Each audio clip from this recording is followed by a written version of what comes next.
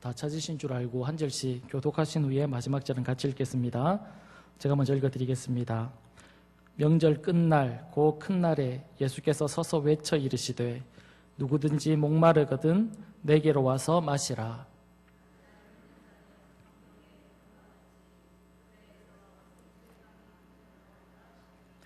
이는 그를 믿는 자들이 받을 성령을 가리켜 말씀하신 것이라. 예수께서 아직 영광을 받지 아니하셨으므로 성령이 아직 그들에게 계시지 아니하시더라.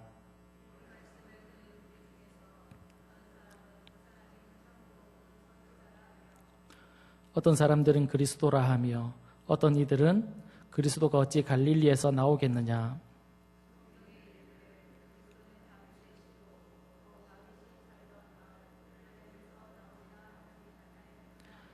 예수로 말미암아 무리 중에서 쟁론이 되니 그 중에는 그를 잡고자 하는 자들도 있으나 손을 대는 자가 없었더라. 아멘. 오늘 본문의 말씀을 가지고 배에서 생수의 강이 흘러나오리라 라는 제목으로 말씀을 나누도록 하겠습니다. 요즘에 경제 사정이 좋지 않아서 다들 힘들게 살아가고 있는 것이 현실이지요. 그러나 과거의 과거 시대와 이렇게 비교해 본다면 그래도 지금이 훨씬 경제적으로나 물질적으로 이렇게 풍요로운 시대를 살아가고 있다라고 생각이 됩니다. 과거에 잘 사는 사람들을 일컬어서 우리는 천석군, 만석군이라고 부르지 않았습니까? 그런 과거의 부자들, 천석군, 만석군들이 오늘 우리처럼 입고 먹고 살았겠습니까? 그만큼 우리는 여러 면에서 예전보다 더 나아진 그런 삶을 살아가고 있습니다. 그러나 외형적으로 보면 우리가 훨씬 나아진 것 같지만 내면을 이렇게 가만히 들여다보면 상황은 좀 다릅니다. 곳곳에 피폐함이 있고 도덕적으로나 영적으로나 너무너무 빈곤한 그런 삶을 우리가 살아가고 있습니다. 육신적으로는 과거보다 더 나은 그런 삶을 살아가고 있지만 영적으로는 그러지 못한 것 같습니다. 그런데 우리는 이런 현실에 대해서 잘 알지 못한 채 살아가고 있지 않는가 그런 생각을 해봅니다. 사람은 꽤 똑똑한 것 같고 지각이 밝은 것처럼 그렇게 보이지만 그러지 못할 때가 많이 있습니다. 대표적인 예로 오래전에 있었던 일인데요. 서남아시아의 지진으로 인해서 해일이 일어나 많은 사람들의 목숨을 잃었던 그런 일이 있었습니다. 그러나 그곳에서 동물의 시체는 좀처럼 찾아볼 수 없었다라고 합니다. 왜일까요? 사람의 시체는 너무 많은데 동물의 시체는 거의 없었다라고 합니다. 왜일까요? 미리 알고 다 이렇게 멀리 높은 곳으로 피했기 때문에 그렇습니다. 사람은 최첨단 시설을 만들고 또 그런 재해를 대비해서 노력은 하지만 아직까지 부족하고 잘 알지 못하는 것이 현실입니다. 이런 재난과 재해를 통해서 우리는 인간의 유한함, 인간의 나약함, 인간의 부족함을 깨닫게 됩니다. 제가 이런 이야기를 하는 이유는 인간은 대단한 업적을 남기고 놀라운 일을 이룰 것 같이 보입니다. 마치 모든 것을 다 알고 있는 것처럼 그렇게 생각되기도 합니다. 그러나 인간은 자연의 재앙 앞에 아무것도 할 수 없는 그런 존재라는 것을 우리는 이번 코로나 바이러스를 통해서 다시 한 번 더 느끼지 않습니까? 할 수 있는 게 없습니다. 그런 의미에서 오늘 이 금요 저녁에 예배 자리에 나오신 여러분들은 그래도 신앙에 열심이 있어서 나온 것 아니겠습니까? 혹시 이 자리에 계신 분들 중에서 내가 지금 있는 이 자리가 다구나라고 생각하시는 분이 혹시 계십니까? 오늘 하나님의 말씀을 통해서 우리의 신앙의 현 주소를 이렇게 발견했으면 좋겠고, 또 주님이 우리를 더 수준 높은 곳으로, 더 수준 있는 자리로, 더 나은 영적 상태로 나오기를 초청하고 계시다라는 것을 깨닫고 도전받고 새로워지는 그런 복된 시간이 되기를 간절히 바랍니다. 유대인에게 있어서 지켜야 되는 절기가 3개 있었습니다. 그것이 6월절, 77절, 초막절입니다. 오늘 본문을 보면 본문의 사건이 이 3대 절기 중에 초막절을 배경으로 하고 있습니다. 이 초막절을 다른 말로 하면 장막절이다라고도 하는데, 이 초막절이 어떤 절기냐면, 간단하게 말씀드리면 이스라엘 백성들이 애굽에서 풀려나서 광야라는 정말 열악한 그런 환경 속에서 40년이라는 긴 세월을 보내게 됩니다. 광야는 쉴 곳이 없기 때문에 그들이 쉬기 위해서 초막을 이렇게 쳤습니다. 그래서 지금은 그때보다 훨씬 상황이 나아졌지만 그때를 생각하면서 한 주간 초막을 지어서 생활을 하게 됩니다.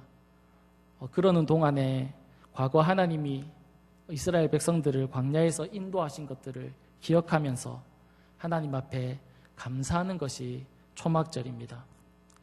이 초막절은 하나님 앞에 감사를 하는데, 특별히 그들이 광야에서 목이 마를 때 하나님께서 마실 물을 주셨던 그 하나님을 기억하면서 그 하나님 앞에 감사하는 절기라고 이야기를 합니다. 그래서 이 절기 가운데 꼭 행해지는 그런 일이 있었는데, 그것이 무엇이냐면 제사장이 앞에 서고 백성들이 그 뒤를 따라서 이렇게 그 성전 가까이에 있는 실로암이라는 연못에 가서 물을 뜹니다. 그리고 그 물을 가지고 와서 성전에서 이렇게 붓는 그런 예식을 행했습니다. 매일매일 그 예식을 행했습니다. 그러다가 마지막 날이 되는 7일째가 되면 7번 그 예식을 행했다고 합니다. 그리고 다음 8일째가 되면 모두가 다 이렇게 한자리에 모여서 하나님 앞에 성회를 열게 됩니다. 그러니까 절정을 맞게 되는 거죠. 오늘 본문이 바로 그 시점입니다.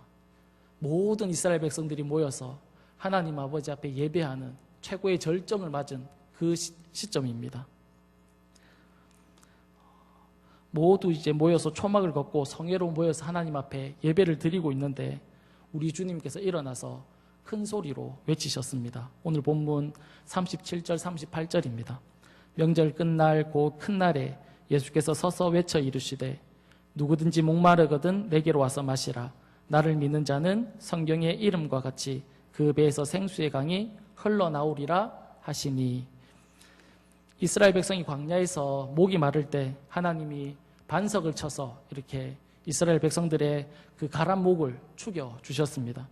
그것을 기념해서 실로암 목가에 가서 물을 떠서 제단에 이렇게 붓는데, 그 물, 그들이 떠온 그 물을 먹으면, 그 물을 마시면 또다시 얼마 가지 않아서 갈증이 일어나지만 메시아인 내가 주는 물은 영원히 목마르지 않는 생수가 된다라고 주님께서 외치신 겁니다. 나를 믿는 자에게는 이 생수의 강을 터뜨려서 영원토록 내가 너희들이 목마르지 아니하도록, 영원토록 가라지 아니하도록 내가 해주겠다, 그렇게 주님께서 말씀하고 있는 겁니다. 사랑하는 여러분, 우리 사람은 육체적으로는 결코 만족할 수 없습니다. 육체적인 것만으로는 결코 만족할 수 없습니다. 왜냐하면 인간은 영적인 존재이기 때문에 그렇습니다. 육체의 양식이나 몇 모금의 물 정도로는 절대 우리가 만족할 수 없습니다. 그래서 아모스 8장 11절에 이렇게 말씀합니다. 주 여호와의 말씀이니라. 보라, 날이 이를지라 내가 기근을 땅에 보내리니 양식이 없어 주림이 아니며 물이 없어 가람이 아니요 여호와의 말씀을 듣지 못한 기갈이다, 그렇게 말씀하고 있습니다. 양식도 있습니다. 물도 있습니다. 그런데 갈증이 생기는 겁니다. 양식이 있지만 배가 채워지지 않는 겁니다. 왜 그러냐면 여호와의 말씀이 없기 때문이다. 그렇게 말씀하고 있습니다. 따라서 사람은 살아갈 때 기본적인 조건들이 이렇게 잘 갖추어진다고 해도 갈증에 허덕일 수밖에 없습니다. 왜냐하면 사람은 신령한 영적 존재이기 때문에 그렇습니다. 프랑스의 물리학자이고 또 철학자인 파스칼이 하나님 없는 인간이 얼마나 비참하게 살아갈 수밖에 없는지, 그리고 또한 하나님이 함께 하시는 인생이 얼마나 행복할 수 있는지에 대해서 책을 한 권 적었습니다. 그 책이 바로 우리가 잘 알고 있는 팡세라는 책이지요. 이 책 속에 그가 했던 유명한 말이 있습니다. 그것이 무엇이냐면 사람의 마음 속에는 하나님이 계셔야 하는 고유의 공간이 있다라는 것입니다. 그래서 이 사람은 이 공간 안에 무엇으로든지 채우려고 이렇게 노력을 하지만 하나님으로 채워지기 전까지는 인간의 방황과 고통은 끝나지 않는다라고 그가 얘기를 했습니다. 정말 그런 것 같습니다. 생수 대신 하나님이 있어야 될 그 자리에 하나님을 잃어버린 인생은 갈급하고 목마르니까 자꾸 다른 데서 이 갈급함을 채우려고 합니다. 그래서 술도 마셔보지요. 춤도 춰보고 욕망을 쫓아가보고 어떤 사람은 밤새 노름도 하고 그렇게 지냅니다.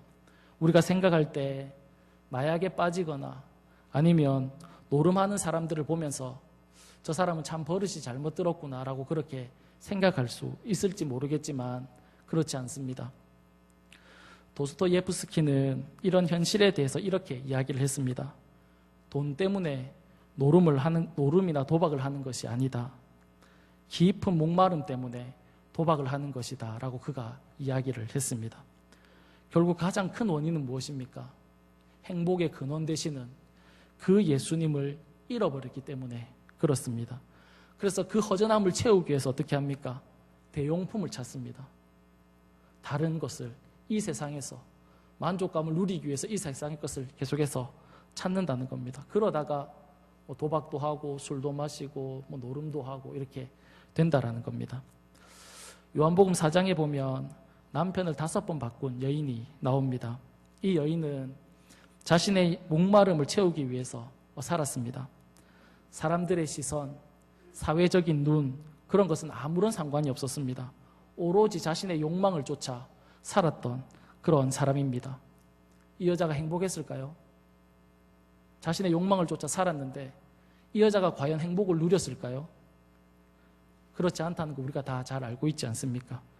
더 큰 목마름이 그에게 생기고 더 큰 갈증이 그에게 일어난 것입니다. 욕망을 쫓아가면 쫓아갈수록, 자신의 욕심을 쫓아가면 쫓아갈수록 자신 안에는 더 큰 갈망, 더 큰 욕망, 더 큰 갈증이 그 여인 속에 일어났던 겁니다. 그래서 그런 여자가 자신의 그런 목마름을 해결하기 위해서 모든 사람이 낮잠 자는 그 정오 시간에 수가성 우물가에 물을 뜨러 왔습니다. 그러다가 우리 주님을 만난 거죠. 정확하게 말씀드리면 주님이 그 여인을 찾아갔지요. 유대에서 갈릴리로 가는 정상적인 행로를 벗어나서 주님이 그곳으로 일부러 갔습니다. 왜냐하면 그 여인을 만나기 위해서 주님께서 가신 겁니다. 그 여인을 만나서 이런저런 이야기를 주고받다가 그녀의 목마름을 해결해 주기 위해서 주님이 그 여인에게 이렇게 말씀했습니다. 요한복음 4장 13절에서 14절입니다. 예수께서 대답하여 이르시되 이 물을 마시는 자마다 다시 목마르려니와 내가 주는 물을 마시는 자는 영원히 목마르지 아니하리니 내가 주는 물은 그 속에서 영생하도록 솟아나는 샘물이 되리라. 주님께서 그 여인에게 이렇게 이야기를 했습니다. 이 이야기를 들었던 그 여인은 당장에 주님에게 그 물을 나에게 좀 달라고 부탁을 합니다. 목마르지 아니하도록, 다시 가라지 아니하도록 주님 나에게 그 물을 달라고 그 여인이 주님께 요청을 합니다. 그때 주님이 그 여인을 향해서 이렇게 얘기합니다. 너의 남편을 데리고 와라. 너의 남편을 데리고 오라. 그렇게 말씀합니다. 그러자 그 여인이 이렇게 대답합니다. 요한복음 4장 17절입니다. 여자가 대답하여 이르되 나는 남편이 없습니다. 그러자 예수님께서 이렇게 대답하셨습니다. 내가 남편이 없다 하는 말이 옳다. 그렇게 말씀하셨습니다. 그 여인은 자신의 만족을 위해서 남자를 5명이나 바꾸었습니다. 5번이나 바꾸었던 여인입니다. 그런데 주님이 남편을 데리고 오라고 했을 때 그 여인이 무엇이라고 대답하냐면 저는 남편이 없습니다라고 대답을 했습니다. 이 대답, 저는 남편이 없습니다라는 그녀의 이 고백은 마치 나는 욕심을 따라 살았고 충동을 쫓아 살았고 하고 싶은 대로 하면서 다 살았지만 저는 만족이 없었습니다 라는 그녀의 고백처럼 들립니다. 그러자 주님이 너가 남편 없다는 말이 사실이다 라고 그렇게 옳다 하셨습니다. 이 말은 너의 그 고백이 옳다는 겁니다. 세상의 욕심을 쫓아 살고 충동을 쫓아 살고 내 욕심의 만족을 쫓아 살아갔지만 만족이 없었습니다라고 말한 그 말이 옳다라고 그렇게 이야기하시고 있는 것입니다. 사랑하는 여러분, 여러분은 어떻습니까? 마치 이 여인과 같이 살고 있진 않습니까? 육체가 원하는 것을 쫓아가면서 내 만족을 위해서 내 마음이 원하는 것을 쫓아 살아가고 내 욕심이 원하는 것을 쫓아가면서 이러면 나에게 만족이 있을 거야 라고 여기면서 혹시 살아가고 계신 분이 이곳에 계시지는 않습니까? 이 여인만 육체의 욕심을 쫓아 살아갔겠습니까? 우리는 어떠합니까? 여러분은 무엇을 쫓아가고 계십니까? 무엇이 정말 나를 만족시켜 줄 거라고 여기면서 살아가고 있습니까? 이 여인처럼 이 세상의 그 무엇이, 이 세상의 어떤 것이 나를 만족시켜 줄 거라고 생각하면서 살아가고 계시지는 않습니까? 만족하지 못한 삶, 행복하지 못한 삶을 살아가는 그녀에게 주님은 자신이 주는 물을 먹으면 영원히 목마르지 않는다 그렇게 말씀하셨습니다. 그러자 그 여인이 그 목마름을 해결해 달라고, 갈증을 채워달라고 주님께 부탁했습니다. 그러자 주님이 그 여인의 갈증을, 목마름을 완전히 해결해 주셨습니다. 그러자 그 여인의 다음 행동이 어떻습니까? 부끄러운 것도 모르고 물동이를 집어던지고 전에는 쪽팔려서 만나지 못했던 그 동네 사람 한가운데로 뛰어들어가서는 자기 안에 있는 기쁨, 자기 안에 있는 행복을 그 사람들에게 선포하고 있다는 겁니다. 사랑하는 여러분, 예수님에게만, 생수 되시는 그분에게만 우리의 영혼을 만족시킬 수 있는 기쁨과 안식과 평안이 있는 줄 믿습니다. 아직 방황이 끝나지 않은 분이 혹시 이곳에 계시다면 주님에게 닻을 내릴 수 있기를 바랍니다. 그리고 생수 되시는 주님과 함께함으로 여러분의 남은 생수 되시는 주님과 함께하는 그런 여러분의 남은 생애가 될 수 있기를 간절히 축원합니다. 예레미야 선지자도 똑같은 이야기를 했습니다. 예레미야 2장 13절입니다. 내 백성이 2가지 악을 행하였나니 곧 그들이 생수의 근원되는 나를 버린 것과 스스로 웅덩이를 판 것인데 그것은 그물을 가두지 못할 터진 웅덩이다. 그렇게 말씀합니다. 이스라엘 백성을 향해서 너희가 2가지 잘못을 했다는 겁니다.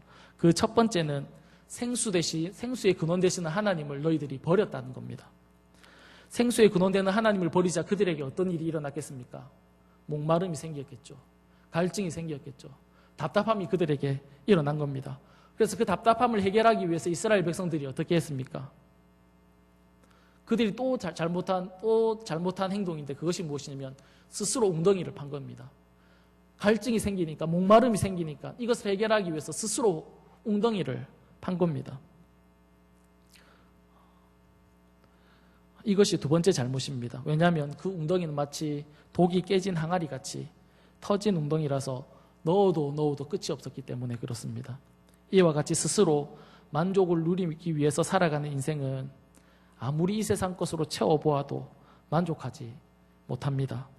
만족을 위해서 돈을 따라가보고 종욕을 따라가보고 힘있는 사람을 쫓아가지만 거기에는 만족이 없고 점점 더 피폐한 인생이 되고 마는 것입니다.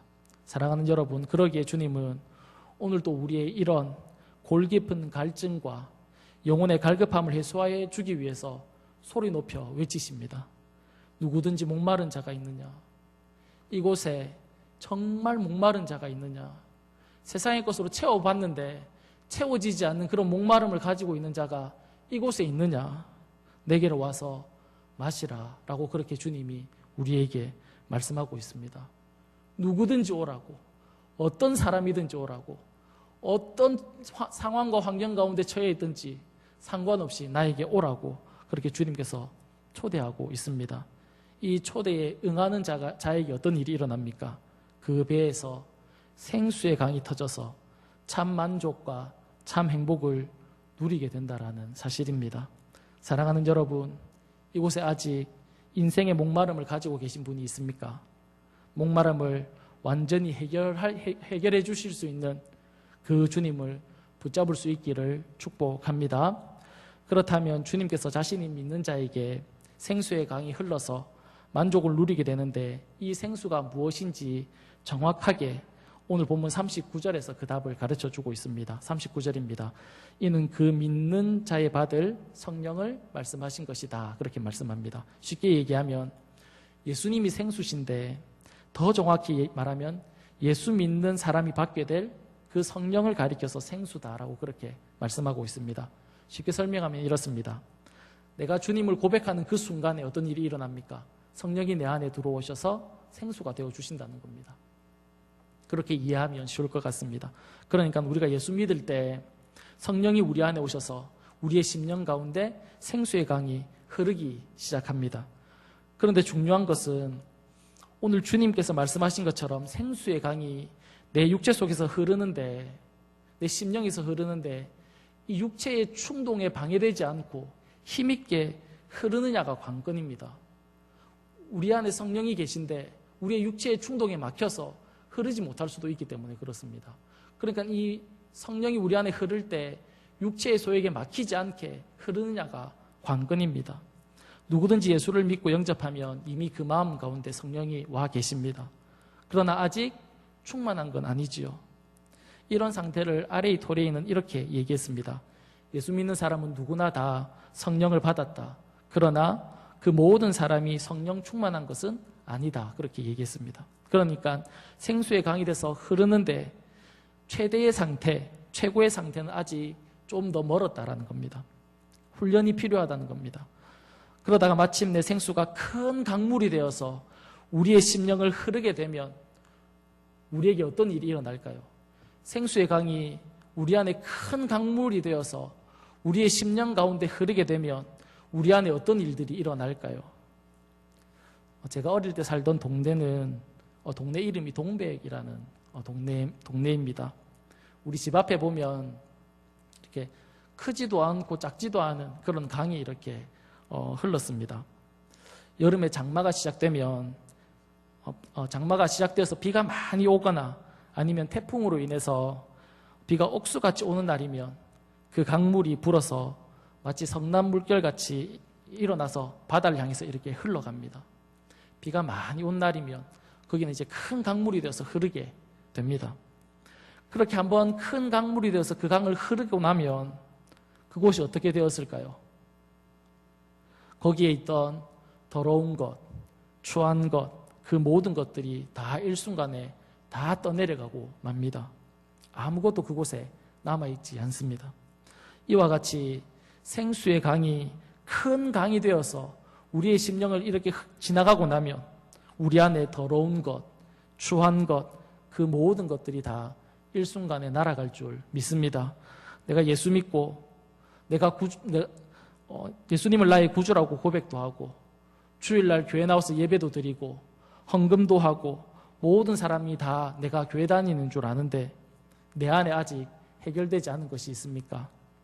끊지 못한 악습들, 내가 다스리지 못하는 것들이 있습니까? 성령의 강수가 내 안에 흐르고 나면 모든 것을 끊게 될 줄 믿습니다. 이것을 우리가 사모해야 합니다. 이 큰 강물이 내 심령 안에 흐르기를 사모해야 된다는 겁니다. 그렇게만 되면 끌려다니는 인생, 명목상의 그리스도인이라는 종지부를 우리가 찍게 됩니다. 정말 그리스도인답게 자신을 이기고 세상을 이기면서 살아가는 그런 그리스도인들이 되게 됩니다. 그렇다면 어떻게 이게 가능할까요? 오늘 설교에서 가장 중요한 부분입니다. 어떻게 하면 내가 구원받고 내 안에 성령이 와 계신 것도 아는데 이 작은 물줄기가 큰 강수가 되어서 나를 흘러서 지나갈 수 있을까요? 그 해답이 이사야 12장 3절에 나와 있습니다. 그러므로 너희가 기쁨으로 구원의 우물들에서 물을 기르리로다. 그렇게 말씀합니다.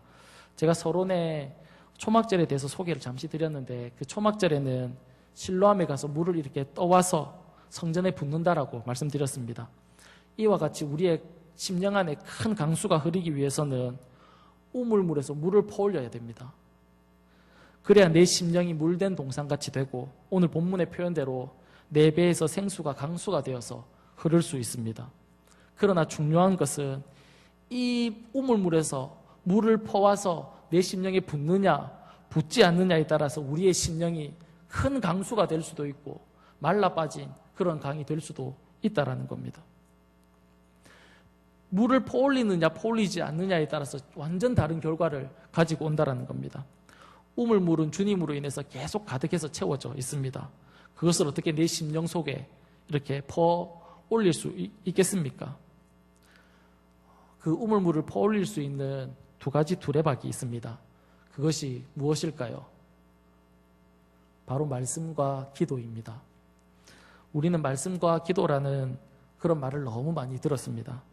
또 말씀과 기도라고 말씀하십니까? 또 그겁니까? 이렇게 생각하시는 분들이 있을 수 있겠습니다. 그러나 말씀과 기도 외에 우리의 심령의 물줄기를 강수와 같이 만들 수 있는 방법은 없습니다.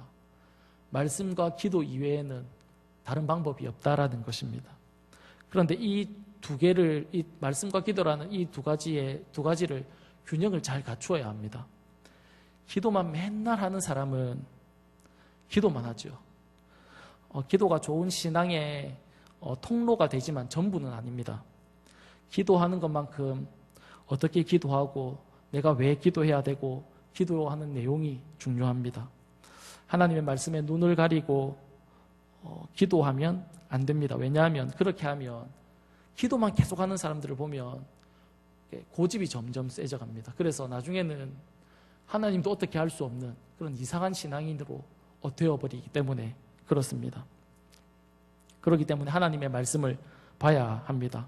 어떻게 기도하는지, 왜 기도해야 되는지, 무엇을 기도해야 되는지 우리는 말씀을 통해서 알 수 있기 때문에 그렇습니다. 말씀도 마찬가지입니다. 기도 안 하고 말씀만 계속 보면 어떤 일이 일어날까요? 머리만 이렇게 커진다고 하죠. 남을 판단하고 정죄하기 시작합니다. 말씀만 계속 본 사람들은. 왜냐하면 자신의 내면을 깊이 보지 못합니다. 말씀을 통해서 자신의 모습을 볼 수는 있습니다. 그러나 쉽지가 않습니다. 머리로는 나를 볼 수 있는데 마음으로 나를 볼 수 없습니다. 그래서 내 안에 나의 심령을, 내 마음 안을 이렇게 볼 수 없기 때문에 그렇습니다. 그리고 알고 있는 말씀으로 나를 보기보다는 자꾸 다른 사람을 봅니다. 그래서 정죄하고 비난하고 비판하고 그런 일들이 일어나게 됩니다. 그래서 말씀과 기도 이 둘의 균형을 잘 갖추어야 합니다. 균형을 이루지 않으면 마치 마차에 이렇게 바퀴가 두 개 있지 않습니까? 이 두 개가 있는데 하나는 크고 하나는 작으면 어떤 일이 일어나겠습니까? 그 자리에서 뱅뱅 돌겠지요. 앞으로 달려도 하나는 바퀴가 크고 하나는 바퀴가 작으니까요. 우리가 신앙생활을 계속해도 그 자리에서 계속해서 빙빙 돌 수밖에 없습니다. 균형을 갖추지 않으면. 균형을 갖추어야 이렇게 앞으로 갈 수 있기 때문에 그렇습니다. 그래서 이 둘의 균형을 갖추는 것이 너무 중요한데 이 둘 중에 저는 개인적으로 기도가 더 중요하다라고 그렇게 생각합니다. 이 말 자체가 조금 이상한 말인데요. 제가 그렇게 생각하는 이유는 이런 이유 때문에 그렇습니다. 수영로 교회 원로 목사님이신 정필도 목사님께서 이런 얘기를 하신 적이 있습니다. 많은 성도님들이 계신데 그 중에 미워하는 사람이 왜 없겠습니까? 미워하는 사람이 생기겠지요. 목회를 방해하고 힘들게 하고 이러면 미워하지 않겠습니까? 어떻게 모두를 다 사랑할 수 있겠습니까? 목회하다 보면 이런 미워하는 사람이 생기게 된다는 겁니다. 그러면 이 마음속에 있는 이 미움을 어떻게 정리할 수 있었을까요? 기도를 통해서 가능했다라고 목사님께서 말씀하셨습니다. 기도를 계속 하다 보면 그 미워하던 마음이 사라지게 되고 다시 그분을 사랑할 수 있게 되었다. 그렇게 말씀을 하셨습니다. 우리도 마찬가지입니다. 우리가 설교를 듣습니다. 말씀을 듣습니다. 이웃을 사랑하라는 말씀을 들었습니다. 내가 이웃을 사랑해야지라고 생각을 하고 교회 문 밖을 나갔는데 원수를 만납니다. 그를 바로 사랑할 수 있습니까? 그를 바로 어떻게 사랑할 수 있습니까? 그건 불가능한 일입니다. 말씀을 듣고 내가 사랑하겠다고 생각을 하지만 원수를 만났을 때 우리가 겉으로는 내가 그를 사랑하는 것처럼 행동할 수 있지만 정말 마음 깊은 곳에서 그를 사랑할 수는 없습니다. 그런데 그 사랑하는 마음을 가능하게 하는 것이 무엇이라는 겁니까? 기도라는 겁니다. 기도를 하다 보면 그 미운 마음들이 사라지고 그를 사랑할 수 있는 마음이 생기게 되기 때문입니다. 그런 측면에서 기도가 더 중요하다라고 말씀을 하는 겁니다. 사랑하는 여러분, 이 두 가지 말씀과 기도를 떠나서 성령이 내 안에 강수같이 흐르는 방법은 없습니다. 말씀과 기도를 떠나서 내 마음 심령 안에 이 강수가 흐르게 하는 방법은 없습니다. 규칙적으로 성경을 읽어야 하고 규칙적으로 기도를 해야 합니다. 그 방법 외에는 없다라는 겁니다. 그럴 때 어떤 일이 일어나느냐? 에스겔 37장에 나오는 말씀처럼 물이 발목까지 오고 발목에서 무릎으로 올라오고 무릎에서 허리로 올라오고 허리에서 헤엄쳐야 되는 그런 큰 강물이 이루어진다라는 겁니다. 그 심령이 우리 가운데 흐를 수 있다는 겁니다. 이런 은혜를 우리 모두가 다 누릴 수 있기를 간절히 바랍니다. 그래서 우리가 이 땅을 살아갈 때 정말 그리스도인답게 그리고 정말 행복과 기쁨을 누리면서 우리 모두가 다 살아갈 수 있기를 간절히 바랍니다. 이 시간 우리 다 같이 찬양하고 기도하도록 하겠습니다.